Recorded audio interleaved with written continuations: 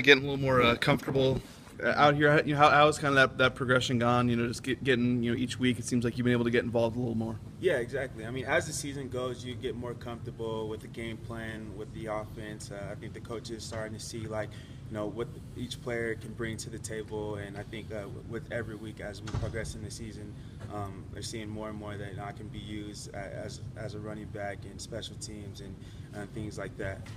So yeah, I think that as the season grows, we're also growing as a team, and we're getting better every week.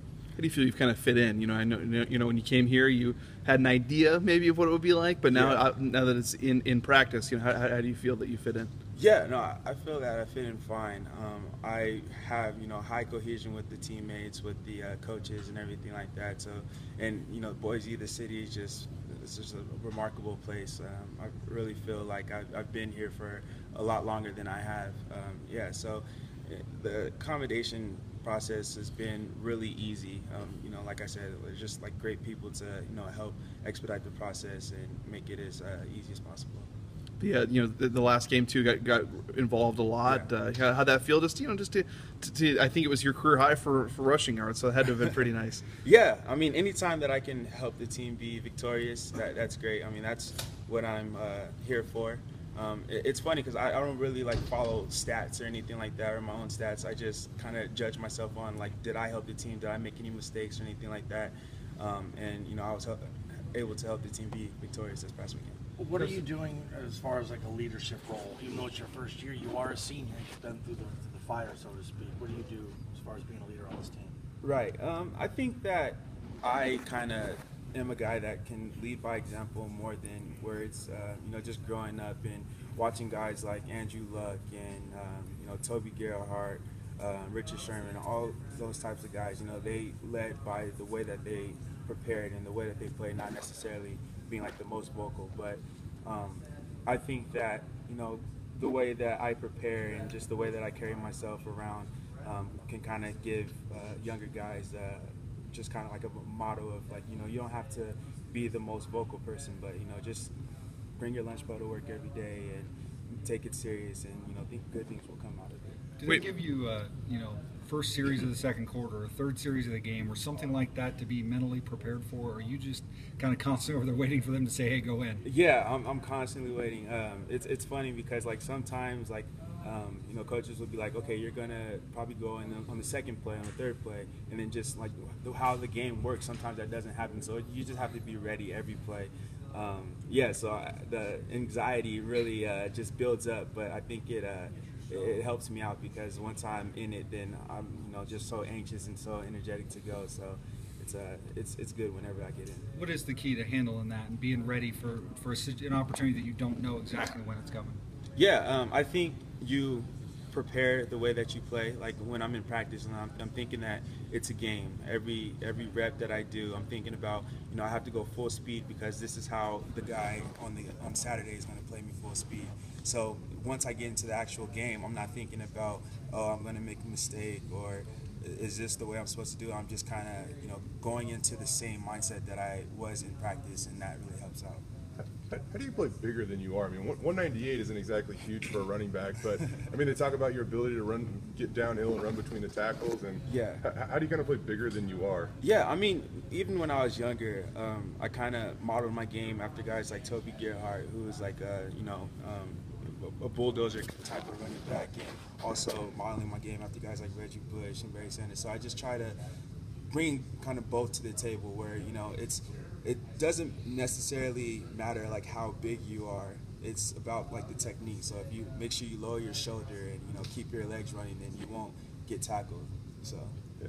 How much of the run after contact has been pretty big for you guys, and I know we talked about that with you last time, but yeah. It seems like other players are starting to kind of feed off this now too. How much does that help the run game evolve when a 2-yard run becomes a 6-yard run because you can fall forward and push the pile and whatnot? Yeah, exactly. I think we have the mindset as running backs that you don't get stopped until you basically want to be stopped. You keep going.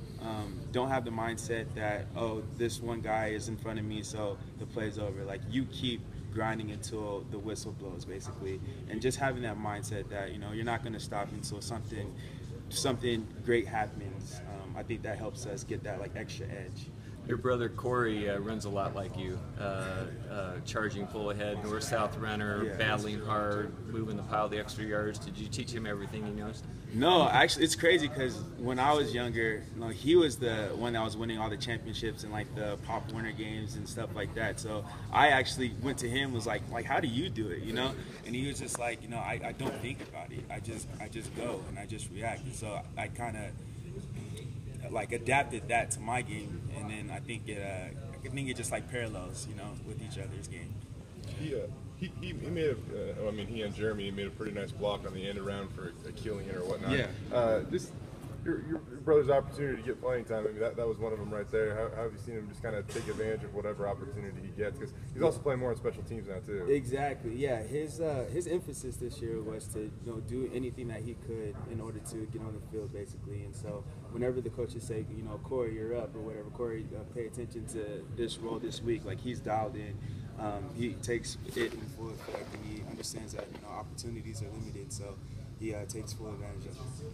What you've gotten in the end zone 3 times now this year, and I think that's about as many as you got in your time at Stanford. Do you think about that at all when you do get in the end zone and just how grateful you are for getting these carries? I really do. I mean, the first time I got in the end zone this year, I was just like, man, it's been a long time coming. It kind of just soaked in the moment a little bit, but I mean, that's just how it is. You don't know exactly how things are going to work out, but you just kind of have to, come with your lunch pail every day and work out. I mean, I think like last year, LaShawn McCoy scored 1 touchdown in the beginning of the season, but didn't score until like the 11th or 12th game of the season. So, and he's considered one of the best running backs in the NFL. So it's like, you just kind of gotta just handle things the way they come.